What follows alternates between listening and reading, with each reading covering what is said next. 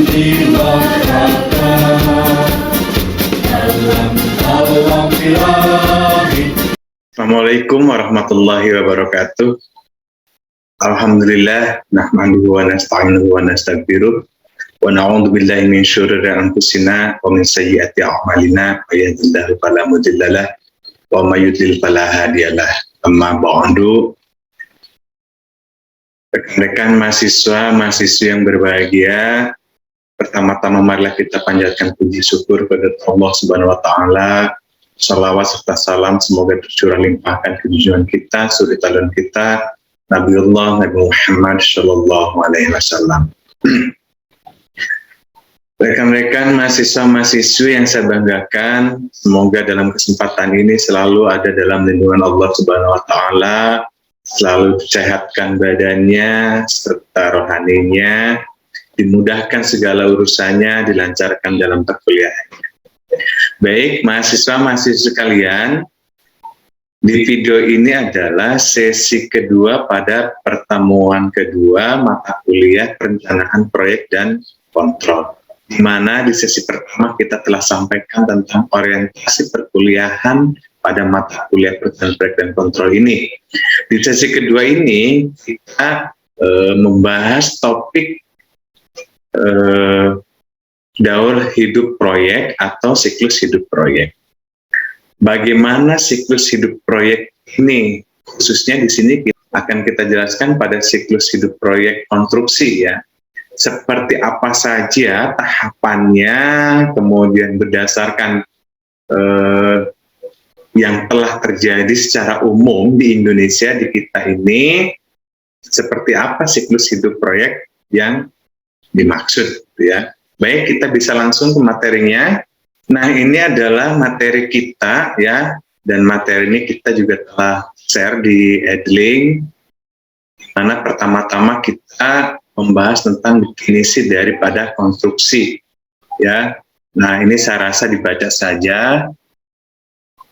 Ini juga masih definisi konstruksi, silakan dibaca.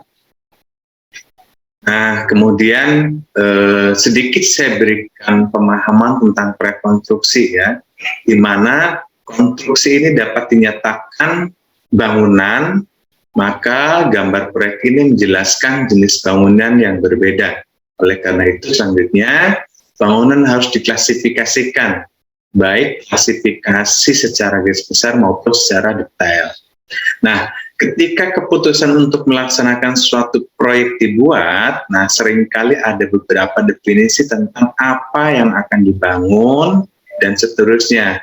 Nah, sehingga ini bagaimana sebuah proyek ini terwujud. Nah, ini sebuah proyek ini terwujud, ini artinya di sana ada daur hidup proyek, ada siklus hidup proyek, ya, di mana ada tahapan-tahapan sehingga suatu proyek itu terwujud. Nah, ini secara umum yang dimaksud dengan daur hidup proyek. Gambarannya seperti apa daur hidup proyek ini? Nah, ini gambarannya pada level ini pada kupu-kupu ya, di mana tahapannya itu ya, yang dimaksud dengan daur hidup proyek itu yaitu adanya tahapan mengalami perubahan bentuk, membutuhkan waktu, membutuhkan sumber daya. Nah, ini daur hidup proyek pada konstruksi dianalogikan seperti pada kupu-kupu ya, di mana sebelum berwujud menjadi kupu-kupu itu diawali dengan adanya telur, ulat, kepompong, baru kemudian kupu-kupu. Nah, logikanya adalah seperti itu tentang daur hidup proyek. Diawali dengan apa, kemudian menghasilkan output apa, gitu ya. Nah, tentu ini ada tahapan mengalami perubahan bentuk, membutuhkan waktu dan membutuhkan sumber daya. Nah, secara garis besar ya, daur hidup proyek konstruksi ini dibagi kepada 3 tahapan kegiatan. Nah, ini secara garis besar gitu ya. Di mana pertama adalah setiap pekerjaan konstruksi terdapat kegiatan persiapan atau awal untuk memenuhi berbagai macam persyaratan yang diperlukan. Nah, ini tahap awal persiapan ya. Yang kemudian tahap yang kedua adalah kegiatan pengerjaan. Nah, di dalam kegiatan pengerjaan ini ada 2 tahap. Pertama adalah di tahap perencanaan, yaitu perencanaan itu adalah serangkaian kegiatan yang menghasilkan laporan berupa kelayakan rencana umum atau rencana induk serta rencana teknis. Kemudian dalam kegiatan pengerjaan ini juga ada tahap pelaksanaan, di mana yang dimaksud dengan tahap pelaksanaan itu adalah serangkaian kegiatan pengerjaan fisik serta pengawasannya yang menghasilkan bangunan atau menghasilkan produk, gitu ya. Nah, kalau konstruksi di sini jelas menghasilkan bangunan. Tapi kalau proyeknya bukan konstruksi, ya menghasilkan produk. Apa produknya, gitu ya. Kemudian tahapan yang ketiga adalah kegiatan pengakhiran atau yang disebut dengan kegiatan pengakhiran ini bertujuan untuk menyelesaikan penyelenggaraan proyek konstruksi. Nah, tahapan dari kegiatan pengakhiran ini terdiri dari tahap perencanaan yang disetujui laporan akhir dan dilaksanakan pembayaran akhir. Nah, ini artinya adalah kegiatan pengakhiran. Kemudian pada tahap pelaksanaan dan pengawasan dilakukan penyerahan akhir bangunan dan dilaksanakan pembayaran terakhir. Ini masuk ke kategori tahap kegiatan pengakhiran. Nah, ini daur hidup proyek secara garis besar ya pada suatu proyek konstruksi. Nah, dari setiap tahapan proyek konstruksi ini tadi jelas namanya proyek konstruksi itu pasti membutuhkan sumber daya gitu ya, mengalami perubahan bentuk dan lain sebagainya. Nah, pada saat kita melakukan proses proyek konstruksi di sini, ini hasil riset menyatakan bahwa dari masing-masing tahapan proyek ini terdapat penggunaan sumber daya dengan persentase sumber daya yang berbeda-beda. Seperti apa persentasenya? Coba kita share materinya ya. Nah, ini adalah sumber daya yang digunakan pada setiap tahap proyek, ya, di mana ini dikelompokkan menjadi 4 tahap dalam penggunaan sumber daya. Nah, apa sumber daya pada proyek itu? Ya, sumber daya pada proyek itu kita bisa kenal dengan 5M plus I. Apa itu 5M plus I? 5M plus I adalah money, M1-nya, M2-nya manpower, kemudian M3-nya material, M4-nya machine atau mesin gitu ya, M5-nya metode, kemudian I-nya adalah informasi. Nah, inilah sumber daya yang dibutuhkan pada proyek konstruksi. Nah, bagaimana proporsi penggunaan sumber daya ya? Nah, proporsi sumber daya ini dibagi menjadi 4 tahap. Ada di tahap konseptual, ada di tahap perencanaan, ada di tahap implementasi, dan tahap terminasi. Nah, apabila kita lihat grafiknya seperti ini, di tahap konseptual ini tentu pemanfaatan atau penggunaan sumber dayanya relatif lebih kecil. Nah, karena tahap konseptual ini masih pada posisi studi meja ya. Studi meja mengimplementasikan gagasan awal dalam bentuk estimasi kasar atau disebut dengan tahap konseptual. Ini sumber daya yang digunakan baru sedikit dan ini paling kecil ya, karena mungkin baru beberapa orang saja yang mengerjakannya ya. Baru kemudian mulai membesar ya, penggunaan sumber daya proyek itu pada tahap perencanaan. Kenapa di dalam tahap perencanaan ini mulai membesar? Karena tahap perencanaan ini ya menindaklanjuti dari tahap konseptual ya, tahap studi meja, kemudian di tahap perencanaan ditindaklanjuti dengan apa? dengan melakukan studi kelayakan, kemudian melakukan studi kelayakan yang kemudian membuat perencanaan secara detail. Maka di sini penggunaan sumber dayanya sudah mulai membesar. Tetapi akan lebih membesar lagi penggunaan sumber daya proyek ini yang paling besar itu adalah di tahap implementasi. Apa itu tahap implementasi? Tahap implementasi adalah tahap pelaksanaannya atau tahap konstruksi. Kalau proyeknya bangunan berarti tahap pembangunannya. Nah, sudah pasti di sini sumber daya yang digunakannya ini sangat tinggi dan paling tinggi. Ya. Kemudian menurun lagi sumber daya yang digunakannya pada tahap terminasi. Pada tahap terminasi sumber daya yang digunakannya akan menurun. Nah, yang dimaksud dengan sumber daya di sini tadi 5M+I, baik penggunaan uangnya, penggunaan tenaga kerjanya, penggunaan materialnya, penggunaan alat-alatnya, gitu ya, serta sumber daya informasi-informasi yang dibutuhkan. Nah, ini trennya adalah seperti ini, ya. Sehingga ya kita sebagai engineer di sini sebaiknya kita apabila akan melakukan perubahan itu ada di dua tahap. Tahap konseptual dan tahap perencanaan. Paling tidak apabila terjadi perubahan-perubahan sebelum ke tahap implementasi, sebaiknya dimatangkan di dalam dua tahap ini. Kenapa demikian? Karena apabila kita ada perubahan di dalam dua tahapan ini sumber daya yang akan digunakannya belum terlalu tinggi, yang artinya di sini penggunaan uangnya juga belum terlalu tinggi. Ini meminimalisir terjadinya kerugian. Ya, maka yang baik proyek konstruksi ini sebelum tahap implementasi harus dilakukan terlebih dahulu perencanaan yang matang, yang kemudian dilakukan value engineering.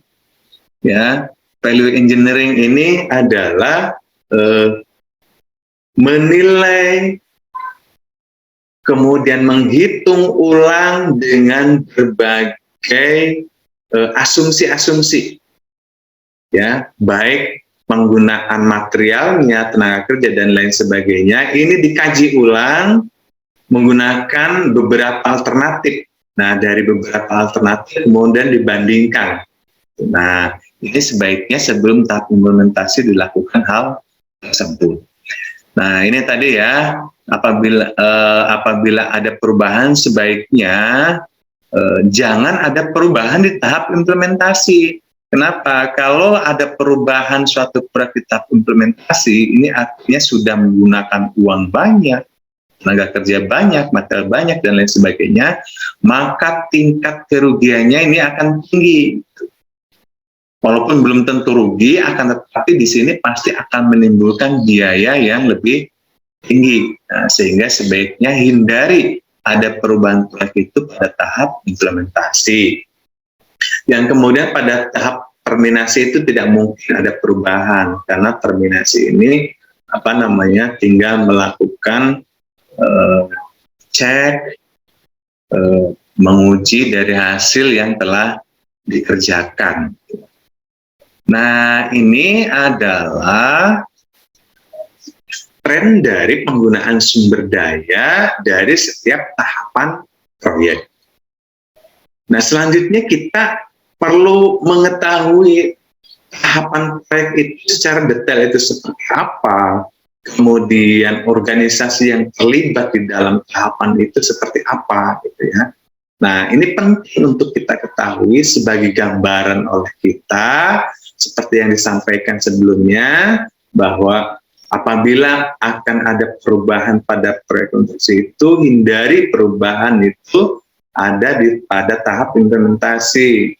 Upayakan apabila ada perubahan itu ada tahap konseptual atau di tahap perencanaan. Kenapa? Nah, kita coba bayangkan atau kita perlu ketahui sebetulnya yang terlibat di dalam organisasi itu untuk melogikakan kita terhadap proporsi penggunaan sumber daya tadi, seperti apa sebetulnya organisasi yang terlibat pada tahapan-tahapan proyek.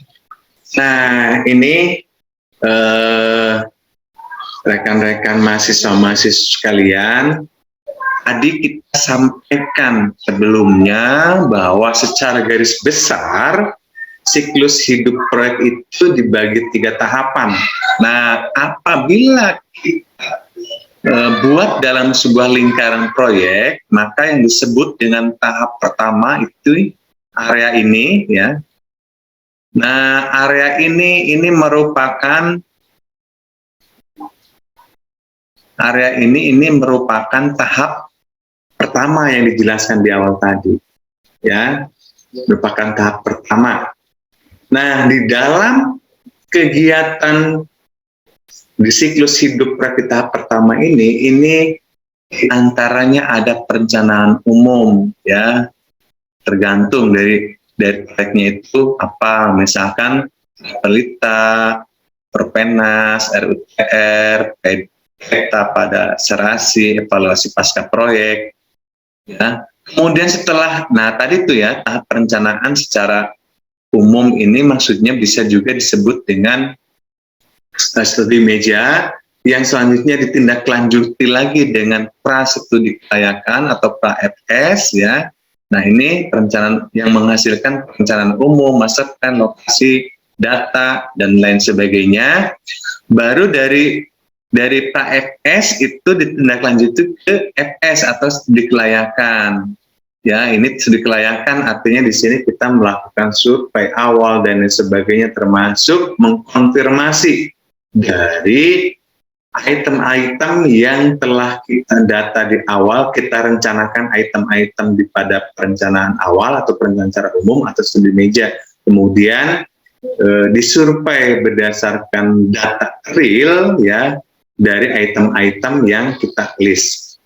Nah, selanjutnya setelah prasasti kelayakan baru ditindaklanjuti lagi kepada perencanaan teknis. Nah, apa FS, perencanaan teknis ini berarti prasasti kelayakan itu sudah melalui survei dan detail. Nah, di sini baru ditindaklanjuti dengan perencanaan teknis. Perencanaan teknis itu berarti kita membuat perencanaan secara detail.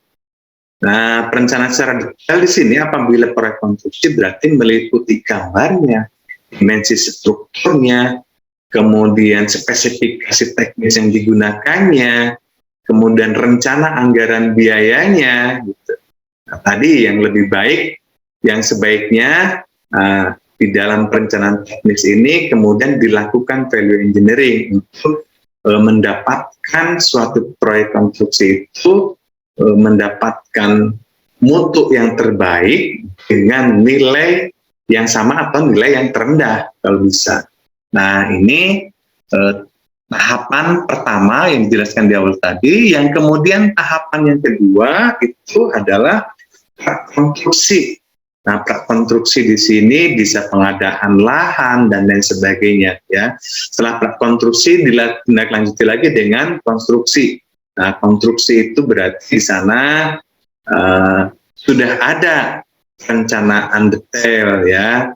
Nah, ada gambar bestek, kemudian kontraknya, speknya, metode konstruksinya, manajemennya, ya, dan lain sebagainya. Nah, baru yang tahap ketiga itu adalah operasi dan pemeliharaan yang kemudian ditindaklanjuti lagi dengan evaluasi pasca proyek. Nah, ini yang baik, di dalam setiap proyek itu ada evaluasi pasca proyek, baik itu pasca proyek itu setelah konstruksi selesai atau evaluasi pasca proyek itu setelah atau di masa operasi dan pemeliharaan, ya. Nah, ini adalah tahapan-tahapan proyek atau siklus hidup proyek, ya. Kalau kita uraikan secara detail itu 1, 2, 3, 4, 5, 6, 7, 8. Ada 8 tahapan, gitu ya, pada setiap kegiatan proyek. Nah, kemudian terdiri dari berbagai klasifikasi jalur hidup, ya. ada klasifikasi daur hidup ini berdasarkan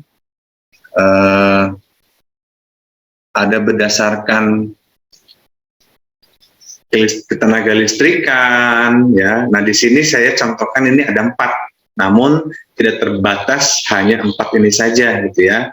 Jadi klasifikasi daur hidup proyek itu ada berdasarkan ketenaga listrikan, ada berdasarkan Kementerian Departemen Pekerjaan Umum, ada klasifikasi berdasarkan IBRD, kemudian ada klasifikasi menurut, nah ini kalau menurut perguruan tinggi, ya.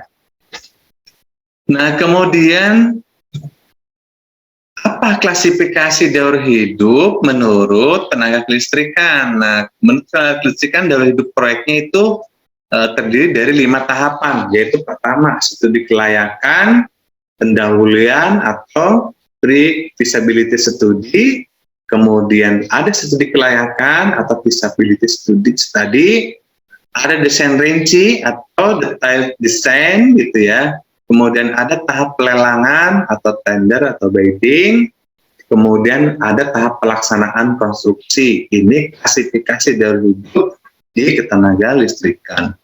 Kemudian klasifikasi daur hidup berdasarkan Departemen PU. Nah, ini biasanya disingkat menggunakan Sitkom. Menurut Departemen PU itu, Sitkom itu adalah apa? Nah, ini Sitkom itu adalah study, ya, study kelayakan, kemudian investigation, design, kemudian construction, operation, dan maintenance. Nah, ini disingkat menjadi Sitkom, ya, atau studi kelayakan, investigasi, desain rinci, pelaksanaan atau konstruksi, operasi, dan pemeliharaan. Ini menurut Departemen PU. Kemudian menurut IBRD, ya, atau International Bank for Reconstruction Development, menggunakan 7 tahapan atau disingkat menjadi SIDLARAPCOM. SIDLARAPCOM itu artinya di sini ini disingkat, ya. SIDLARAPCOM itu S-nya adalah study, I-nya investigation, kemudian D-nya design, kemudian LA-nya adalah land acquisition and, kemudian RAP-nya adalah Resettlement Action Plan, kemudian C-nya adalah Contraction, O-nya Operation, dan M-nya adalah Maintenance. Nah, ini berdasarkan International Bank for Reconstruction Development, ya. Nah, kalau ini menurut Trisakti. Nah, itu adalah secara garis besar tentang klasifikasi daur hidup proyek, ya. Ada berdasarkan tenaga listrikan, kemudian ada berdasarkan PUPR, ada berdasarkan IBRD atau internasional. Nah, ini tentu tidak tidak hanya 4 itu saja, gitu ya. Biasanya masing-masing organisasi mengklasifikasikannya tersendiri. Nah, ini contoh 4 ini sebagai gambaran. Oh, daur hidup proyek itu adalah seperti itu. Tahapan-tahapan yang namanya proyek itu berarti ada tahapan, kemudian mengalami perubahan bentuk, gitu ya, menggunakan sumber daya, gitu. Kemudian sampailah kepada tujuan daripada proyek itu sendiri atau output daripada proyek itu sendiri. Nah, teman-teman sekalian, ya, dari setiap siklus hidup proyek itu atau setiap proyek itu pasti di dalamnya itu terdapat risiko, gitu ya. Nah, ini dalam hal ini kita belum bahas tentang risiko, namun saya berikan gambaran terlebih dahulu secara umum.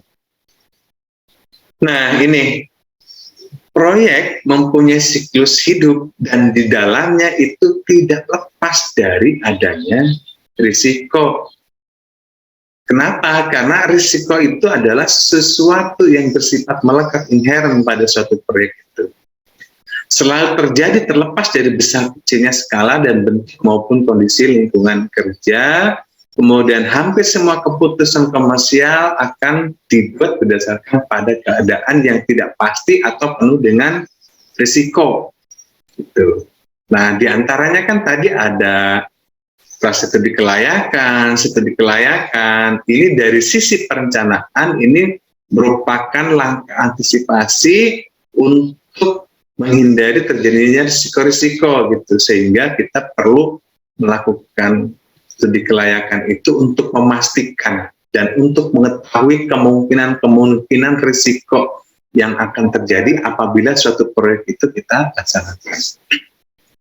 Kemudian sebagian besar keputusan yang dibuat dipengaruhi oleh sifat subjektif dari sisi pembuat keputusan, ini disebut dengan decision maker. Kemudian decision maker akan termasuk dalam kategori risk taker bila cenderung bermain dengan risiko tinggi untuk mendapat keuntungan yang besar. Nah, kalau terjadi sebaliknya, itu akan masuk kategori risk avoider. Pada awalnya, kemungkinan terjadinya risiko itu perlu dicermati keberadaannya, makanya tadi perlu dikelayakan, di mana dapat dirasakan akan terjadi di saat mendatang. Nah, sangat membahayakan apabila seseorang yang tidak cukup berpengalaman berlaku sebagai pembuat keputusan, di mana ia tidak dapat merasakan adanya risiko dan risiko itu benar-benar akan terjadi. Nah, ini menjadi perhatian untuk kita, makanya perlu adanya studi kelayakan di dalam tahap perencanaan. Nah, tetapi ya secara ilmiah ini menurut penelitian, secara umum, orang akan dapat menerima bila risiko yang semakin besar akan memberikan keuntungan yang semakin besar. Nah, ini secara umum memang seperti ini. Apabila keuntungannya besar, maka kemungkinan risikonya juga akan besar. Bagaimana kita bisa mengantisipasi risiko itu berarti tergantung dari kita pada saat melakukan studi kelayakan untuk mendeteksi kemungkinan risiko yang terjadi, apapun risikonya, entah premanisme, entah transportasi yang sulit mungkin ke suatu lokasi proyek itu, gitu, atau dengan sosial masyarakat mungkin, atau dan lain sebagainya, banyak kategori-kategori risiko yang ini pada saat studi kelayakan itu perlu diidentifikasi. Baik, teman-teman mahasiswa-mahasiswa sekalian, di sesi kedua pada mata kuliah perencanaan proyek dan kontrol, secara garis besar telah saya sampaikan, namun secara detail silakan download materinya di Edlink dan dipelajari lebih lanjut. Dan jangan lupa tonton juga video penjelasannya agar ada hal-hal yang terdapat di materi itu kurang dimengerti bisa dijelaskan atau bisa dimengerti dari menonton video ini. Terima kasih, kurang lebihnya mohon dimaafkan. Saya akhiri, billahi taufiq wal hidayah, wassalamualaikum warahmatullahi wabarakatuh.